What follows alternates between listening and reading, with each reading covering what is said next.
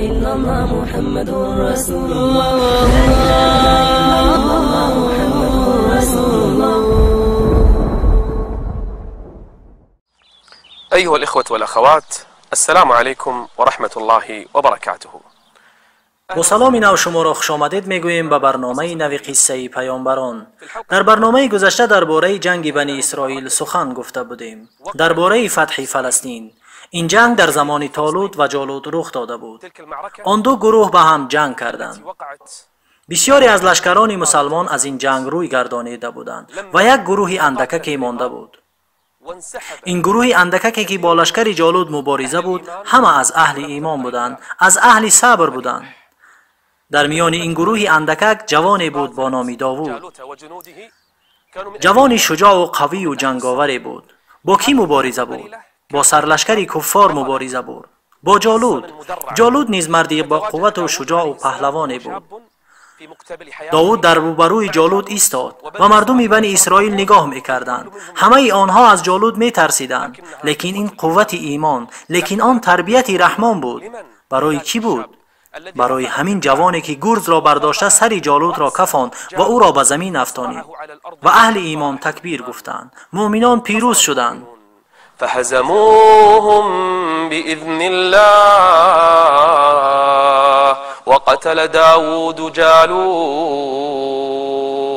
وآتاه الله الملك والحكمة وعلمه مما يشاء.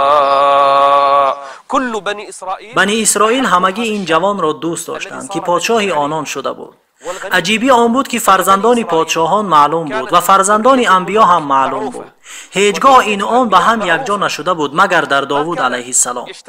پس پادشاه و نبی گشت. بنی اسرائیل همگی به این راضی بودند. یک پادشاه قوی بود، حاکمی عادل بود، دلیر بود. بنی اسرائیل او را دوست داشت. قدی کوتاه داشت، چشمانی کبود داشت، مویهای کم داشت، اخلاق خوب داشت، دلی پاک داشت، بسیار عبادت میکرد. چگونه که پیامبر ما صلی الله علیه و سلم از او خبر داده گفته است بهترین قیام داوود است. چگونه؟ نیمه از شب را خواب میکرد و از سه یکی آن بیدار بود و شش یکی آن را خواب میکرد. كانوا قليلا من الليل ما يهجعون. خوابی کمی داشت. كانوا قليلا من الليل ما يهجعون.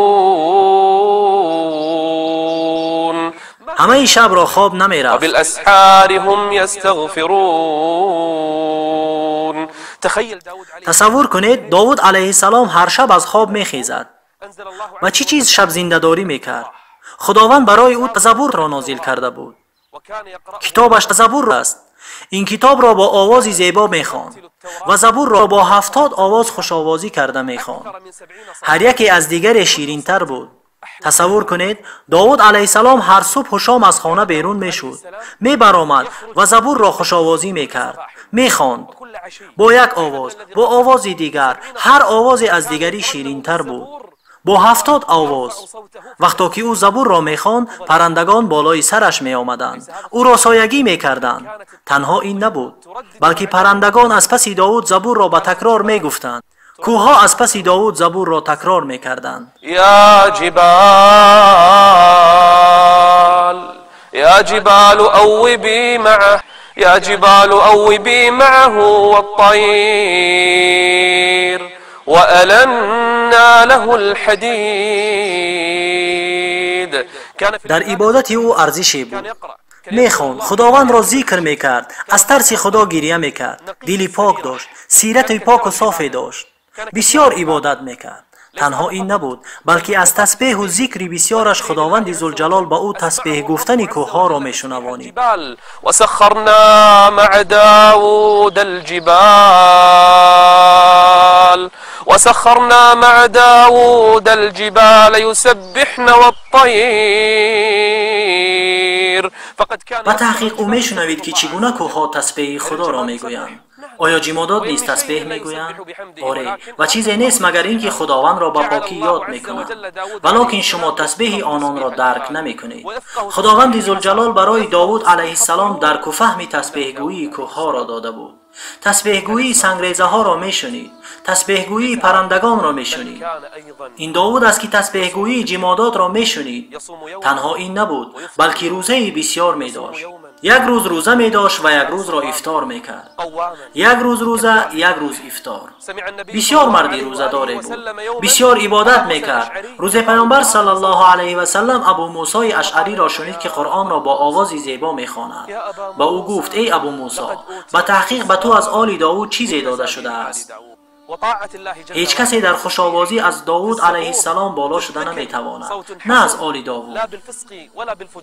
در طاعت و عبادت و در تسبیح و ذکر، در شبها قیام و در روز روزه و در راه جهاد مجاهدی راه خداوند را بسیار ذکر میکرد. والذاكرين الله كثيرا والذاكرين الله كثيرا والذاكرات أعد الله لهم مغفرة وأجرا عظيما.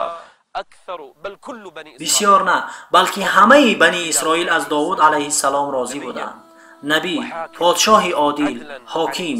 او کی بود؟ او داوود علیه السلام است. با وجودی که او عابد بود، با وجودی که او خدا ترس بود، با وجودی که یک روز روزه می داشت و یک روز را افطار می کرد، با وجودی که مردی قوی بودنش، از کسب دستان خود نان می خورد. واذكر عبدنا داود ذا الأيد. صاحب قوت. خداوند برای او آهن را نرم و ملایم کرده بود. داوود با دستانش آهن را آب می کرد. با آتش و اسبابها محتاج نمی شد، بلکه با دستانش. این یک معجزه بود خداوند با او داده بود. وألنا له الحديد. داوود علیه السلام با آهن چی می کرد؟ آنها را ملایم می کرد و از آنها سپر می ساخت. اولین کسی که سپر ساخته بود داوود علیه السلام بود. چگونه ای که خداوند می فرماید: وعلمناه صنعة لبوس لكم وعلمناه صنعة لبوس لكم لتحصنكم من بأسكم. یعنی از این سپرها برای جنگ استفاده کنید. وعلمناه صنعة لبوس لكم لتحصنكم من بأسكم فهل أنتم شاكرون. هر روز با دستان خود کار میکرد. او را با مردم میفروخت. با کسب دستان خود کار میکرد. هرگاه آنان را میفروخت، طعام میخرید و تا تناول کند.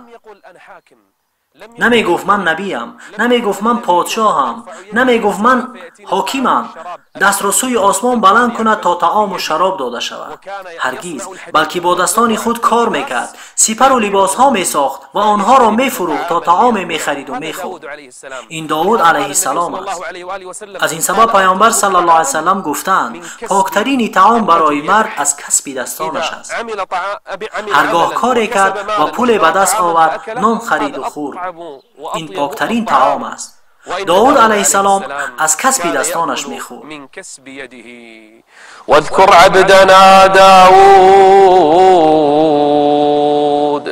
واذكر عبدنا داود ذا الأيد. صاحب قوت، صاحب کار. نمی گفت من روزه دارم کار نمی کنم، نمی گفت من شب زنده دارم و کار نمی کنم، نمی گفت من نبیم مشغول عبادتم دعوت می کنم کار نمی کنم، بلکه با دستان خود کار می کرد. سپر و چیزهای آهنین می ساخت. برای مردم چیزهای درکاری را می ساخت. بلکه خداوند داوود علیه السلام را تعلیم می داد. می گفت هرگاه چیزی که ساختی قدر او را بدان. هرگاه سپر ساختی، لباس ساختی و هر چیزی که برای استفاده مردم ساختی، بلکه حتی سوزنی که ساختی اندازه آن را نگه بدار و در ساخت حلقه ها اندازه نگه دار. خداوند ذوالجلال به داوود علیه السلام می گوید سپرها بساز و در ساختن حلقه ها اندازه نگه دار تا کلان و خرد نشود، تا با آن سپری که می سازی موافق باشد.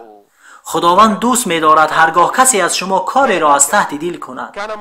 بله، شب زنده دار بود، ذاکر بود، نمازخوان بود، روزدار بود. با وجود این همه با دستان خودش روزیش را کسب می کرد، کار می کرد و چند درهم می یافت و طعام می خرید و ملکش را بنا می کرد. و منتظر آن نمیماند تا طعام از آسمان برایش آورده شود و یا رزقی از زمین برایش برآورده شود، بلکه با دستان خود کار میکرد و به خداوند ذوالجلال توکل میکرد. قصص نور قصص قصص نور قصص. خداوند ذوالجلال برای داوود علیه السلام ملک بزرگ و حکم به حق را عطا کرده بود. هرگاه که مردم بین خود اختلاف میکردند، بین آنها حکم صادر میکرد. شکایت کنندگان نزدش می آمدند و او با قانون خداوند آنها را حکم میکرد، زیرا او میدانست انسان اگر حکم کند باید عادلانه حکم کند. و اذا حکمتم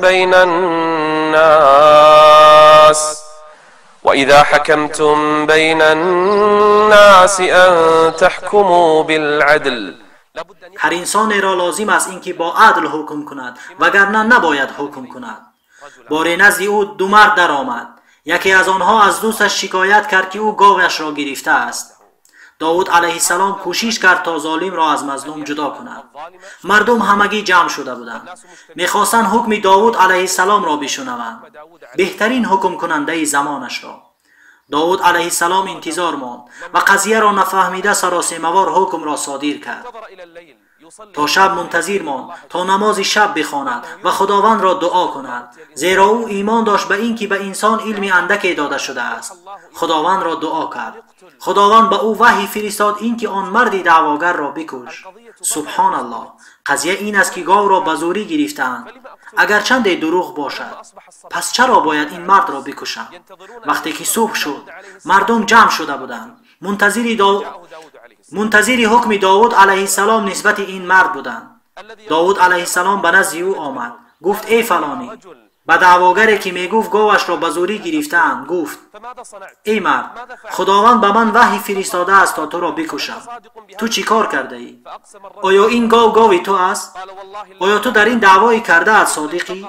و آن مرد قسم خورد در حالی که مردم میدیدند، گفت قسم به خدایی که غیر از او خدایی نیست، این گاوی من است و از من به زوری گرفته شده است.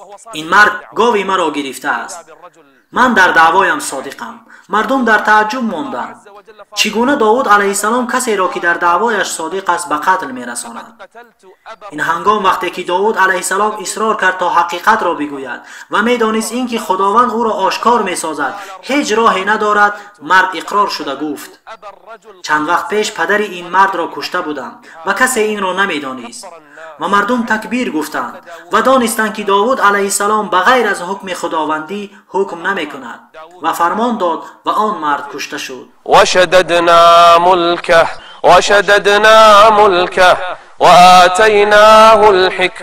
وآتيناه الحكمة وفصل الخطاب. لا زال داوود علیه السلام همیشه بین مردم حکم میکرد و در مجلس صدور حکم می نشست و مردم نزد او می آمدند و او آنها را با حکم خداوند ذوالجلال حکم می کرد. بهترین حکم کننده زمان خود بود. بنی اسرائیل همه دوستش می داشتند. هر کی بینشان اختلاف صورت می گرفت، تنها داوود علیه السلام بین آنها حکم می کرد. بار داوود علیه السلام در محکمه نشسته بود که دو مرد از بالای دیوار داخل شدند. داوود علیه السلام از آنها ترسید. وهل أتاك نبأ الخصم إذ تسوروا المحراب إذ دخلوا على داود ما دخلوا عليه من از در داخل نشده بودند، بلکه از بالای دیوار به نزد داوود علیه السلام در آمدند. داوود علیه السلام از آنها ترسید. کی شما را در آورد؟ میخواستند تا به آنها زود حکم کنند. از این سبب به اجازه وارد شدند. بغیر استئذان إذ دخلوا على داود ففزع منهم قالوا لا تخف. نترس، به نزد تو آمده ایم تا مشکل ما را حل بکنی ای داوود. خصمان بغى بعضنا على بعض فاحكم بيننا بالحق ولا تشطط واهدنا إلى سواء الصراط. ای داوود، ما را با حکم خداوندی راهنمایی بساز.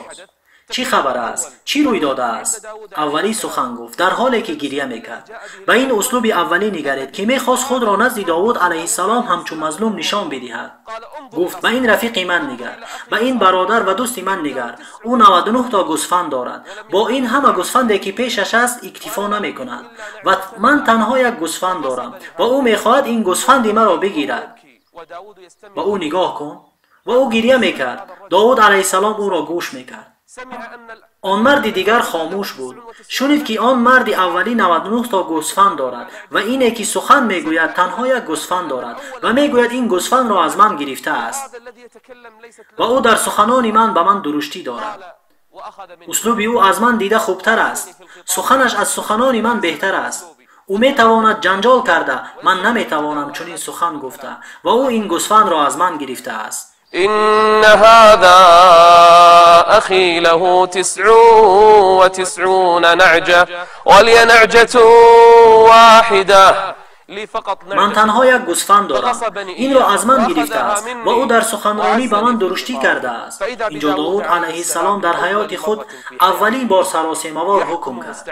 هر قدر انسان کامل شود باز هم خطایی از او سر میزند. همه فرزندان آدم خطاکارند و این هم خطای داوود علیه السلام. آن را که 99 گوسفند داشت گوش نکرد. شاید او حق باشد. داوود علیه السلام گفت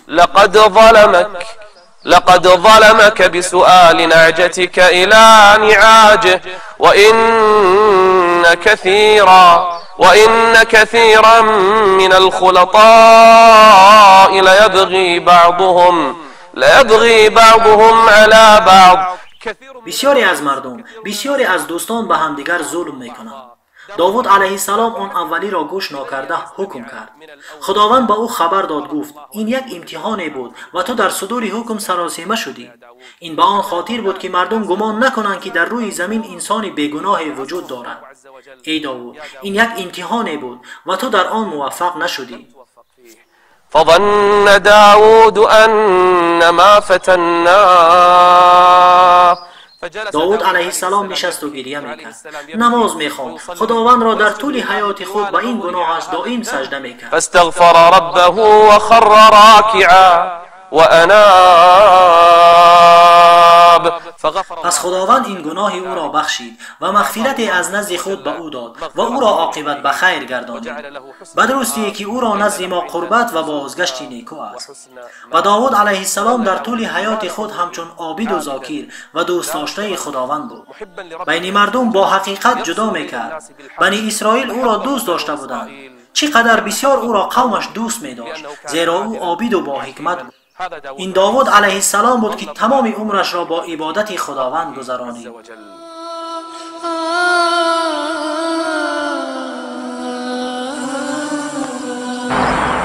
قصص نور قصص قصص نور قصص حكمة وصبر. عاش داوود علیه السلام زندگیش را با عبادت خداوند می‌گذرانید. عابد بود، صالح بود، پرهیزگار و مؤمن بود، بسیار نماز می‌خواند، بسیار روزه می‌داشت. به یاد می‌آوریم قصه آدم علیه السلام را وقتی که خداوند پشت او را محض کشید و تمام ذریه او بیرون شدند. آدم علیه السلام میان آنها دید که شخصی از نور جلوه می‌دهد. آدم علیه السلام از پروردگار خود پرسید که این شخص کیست؟ کیست او؟ گفت این پسر تو داوود است، یکی از پیامبران خداوند ذوالجلال. آدم علیه السلام پروردگار خود را پرسید که عمر او چقدر است؟ گفت 60 سال. گفت خداوندا بر عمر او بیفزای. گفت تنها از عمر تو گرفته با او میدهم ای آدم. گفت از عمر من 40 سال را گرفته با او میده. وقتی که آدم علیه السلام را وقتی مرگش فرا رسید گفت حالا از عمر من 40 سال دیگر مانده است. گفت این عمر را به داوود علیه السلام داده بودی. آدم علیه السلام فراموش کرد و ذریه او نیز فراموش کردند. خداوند عمر آدم را 1000 سال کرد و عمر داوود را 100 سال. داوود علیه السلام بسیار مردی با غیرتی بود. هیچگاه راضی نمیشد اینکه مرد بی آگاهی از او به خانه وارد شود. در یکی از روزها در صحن حولیش زنش مردی غریبه ای را دید. در خانه فریاد زد: تو کی هستی؟ تو را کی به اینجا درآورد؟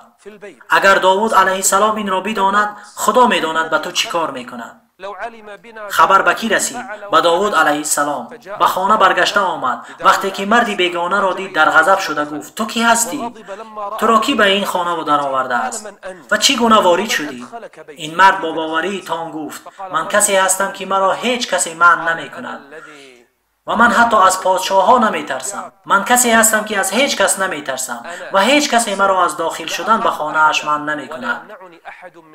داوود علیه السلام با او گفت: این طور باشد تو فرشته مرگ نیستی؟ گفت: آره، من فرشته مرگم. داوود علیه السلام گفت: خوش آمد این مرگ. چگونه چنین نگوید در حالی که یکی از انبیای خدا است؟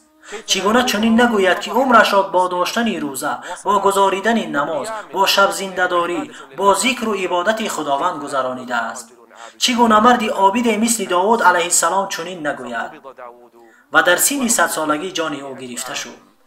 یا ایتها النفس المطمئنه ارجعی الى ربك راضیه مرضیه فادخلی فی عبادی وادخلی جنتی. بنی اسرائیل چقدر برای داوود علیه السلام غمگین شدند. او را خیلی دوست می داشتند. این داوود علیه السلام بود که خداوند به او حکمت و پادشاهی و نبوت را داده بود. همه بنی اسرائیل او را دوست می داشت. وقتی که وفات کرد، مردم همه گریان شدند. در آن وقت بنی اسرائیل همگی غمگین بودند. خیلی غمگین شده بودند. اما جنازه او یک جنازه کلانی بود. در آن 10,000 نفر اشتراک کردند. در جنازه او 40,000 راهب اشتراک کرد. 40,000 راهب در جنازه کی بودند؟ در جنازه داوود علیه السلام. در آن جنازه مردم به گرمی سخت گرفتار شدند. گرمی سخت آنها را اصابت کرد. به نزد سلیمان رفتند، پسر داوود. به نزد سلیمان علیه السلام رفتند، به او گفتند: ای سلیمان، این گرمی سخت ما را در جنازه پدرت هلاک می سازد. برای ما پرندگان را بفرست تا بر ما سایه بیفکنند. سلیمان به پرندگان سخن می گفت. سلیمان علیه السلام پرندگان را ندا کرد.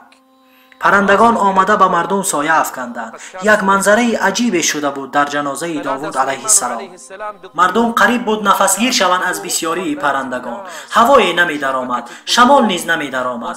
مردم ترسیدند اینکه هلاک می شوند. نزد سلیمان علیه السلام رفتند، به او گفتند: ای سلیمان، پرندگان خیلی زیاد شده‌اند، آنها را کمتر بکن. سلیمان علیه السلام که با پرندگان سخن می گفت، آنها را امر کرد تا اندک اندک جدا شدند و تنها آفتاب را از مردم بپوشانند.